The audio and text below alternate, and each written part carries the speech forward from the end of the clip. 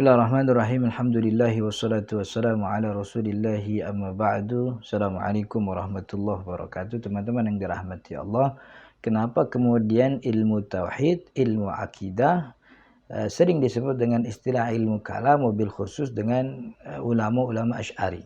Ini sebab kenapa ilmu tauhid atau ilmu akidah disebut sebagai ilmu kalam.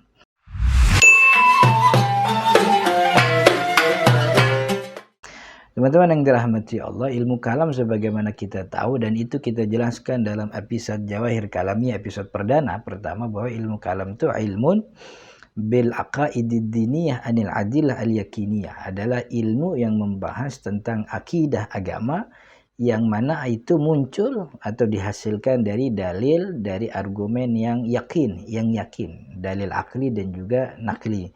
Lalu kenapa kemudian banyak ulama kita, wabil khusus Asy'ari, menyebut ilmu tauhid dengan ilmu kalam?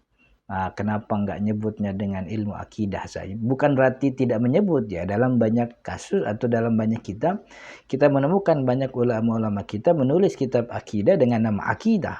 Imam Al-Ghazali, Al-Iqtisad fil I'tiqad, kemudian Risalah Tauhid Imam Al-Bajuri. Jadi tidak selalu dengan ilmu kalam. Tapi memang masyhurnya ilmu kalam. Nah, kenapa kemudian ilmu tauhid, ilmu akidah disebut ilmu kalam?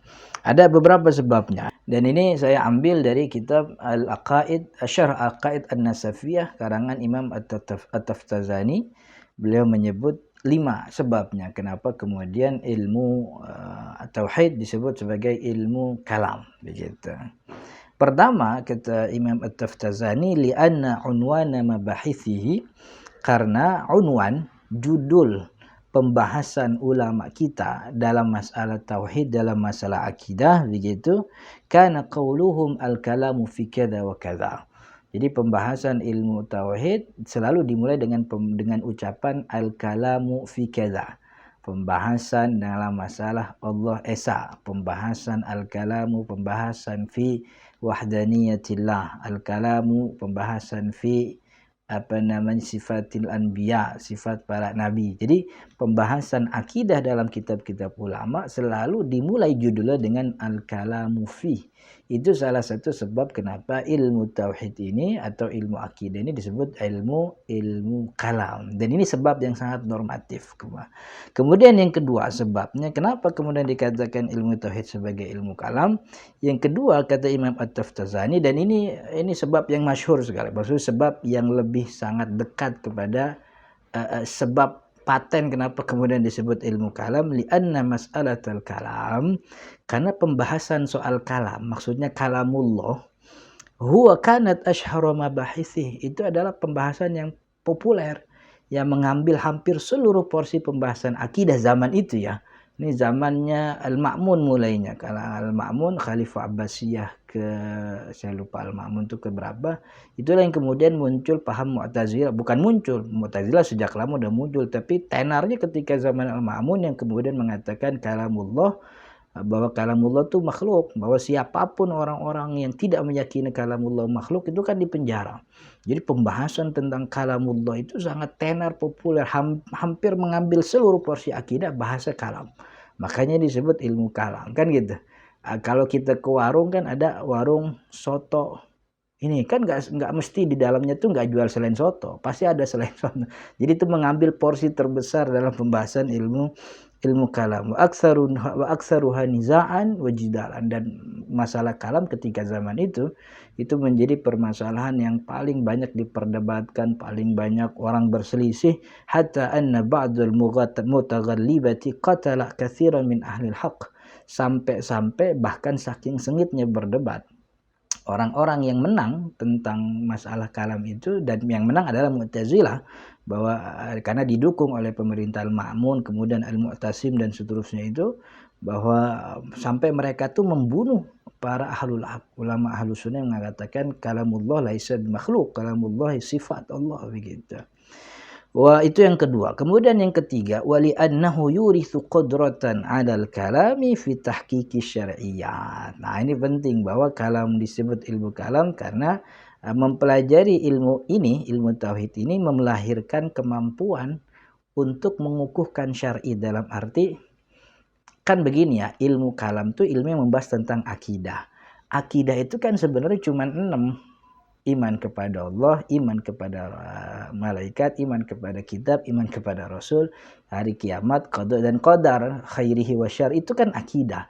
Tapi untuk mencapai pengukuhan ini, mencapai yakin iman kepada Allah, bagaimana iman kepada Allah, yakin begitu, nyampe keyakinan itu butuh ilmu kalam. Karena waktu itu memang banyak perumusan kitab-kitab tauhid ketika itu ya terganggu dengan macam, apalagi kan yang paling masalah kan masalah qadar, kemudian masalah murtakibil kabirah, pelaku dosa besar, apakah dia mukmin kafir, kemudian masalah qadar, apakah manusia punya kemampuan atau semuanya Allah, atau emang manusia punya kemampuan walaupun Allah tidak punya, seterusnya. Itu kan masalah yang butuh pengukuhan. Untuk pengukuhan itu emang butuh kecerdasan dalam menyampaikan argumentasi, yang itu disebut ilmu kalam. Makanya ilmu akidah ini disebut sebagai ilmu kalam, begitu.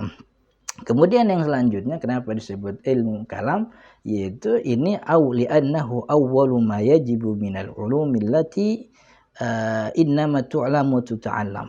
Ini adalah ilmu yang pertama kali. Jadi dari 3 ilmu yang wajib itu kan tauhid, fikih, tasawuf, akhlak, begitu ya. Dan dari 3 yang pertama kan ilmu tauhid. Dan untuk mempelajari ini memang butuh ilmu kalam.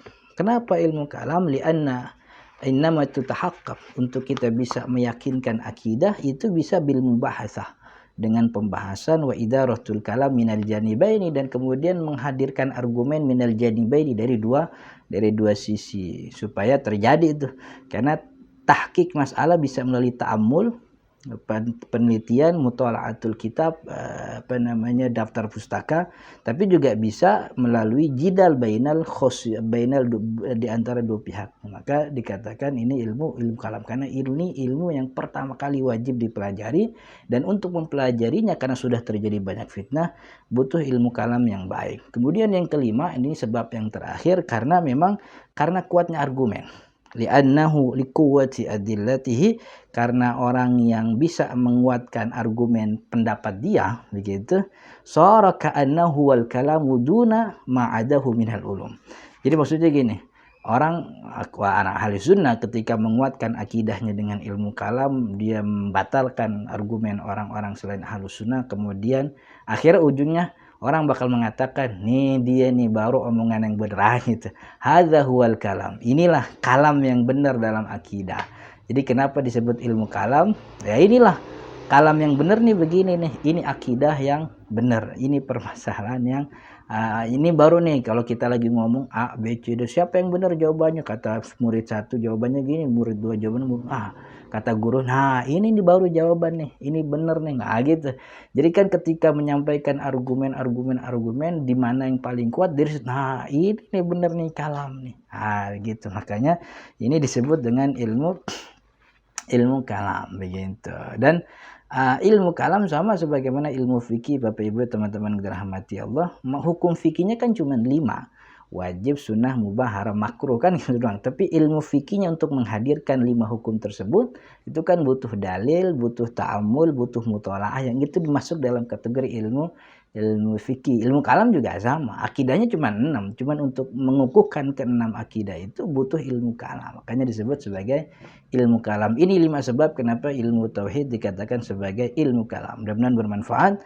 Hadanallahu wa iyyakum ajma'in. Assalamualaikum warahmatullahi wabarakatuh.